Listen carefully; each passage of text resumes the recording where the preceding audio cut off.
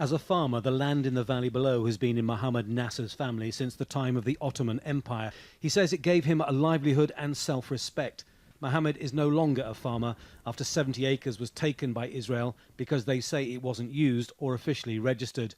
On tops of the hills surrounding his village, there are 7 illegal settlements and outposts built on Palestinian land. It's a common story throughout the West Bank. Next year marks the 50th anniversary of Israel's occupation.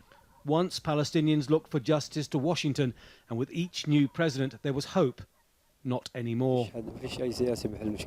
They're all standing with Israel. We have no one to defend us or our lands. Since President Obama took office, Jewish settlements have expanded in the West Bank. There are now more settlers and Orthodox Jews living on Palestinian land. The peace process has ground to a halt, and the prospect of a Palestinian state seems more distant than ever. But 7 years ago, a newly elected US President Obama gave Palestinians hope for justice. They endure the daily humiliations, large and small, that come with occupation.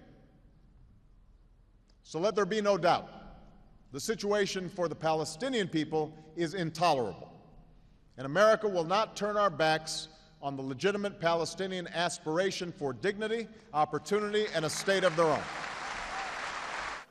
Palestinians are still suffering hardships and humiliations on a daily basis. Despite the US rhetoric and promises, many observers say American governments have always sided with Israel, no matter who is president. If you look at the history and record of United States engagement, United States is only keen about one single thing, which is facilitation. Bring the two parties to the table, and that's not enough.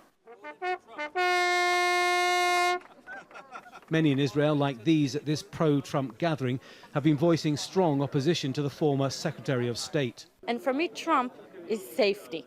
For me, Trump is someone who believes that Israel should and will continue to live forever as a safety place for Jewish people from all around the world. President Obama recently signed off on a $38 billion 10-year military package for Prime Minister Benjamin Netanyahu's administration. But there is deep animosity between the two men, and there is some apprehension here about what Obama could do in his final weeks of office. If Trump wins, Obama can presumably just ignore him and launch whatever initiative he likes, something that will not be congenial to Netanyahu.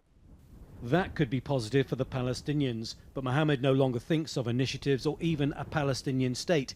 He can only watch as his Palestine disappears bit by bit. Tony Birtley, Al Jazeera, Jalud, West Bank.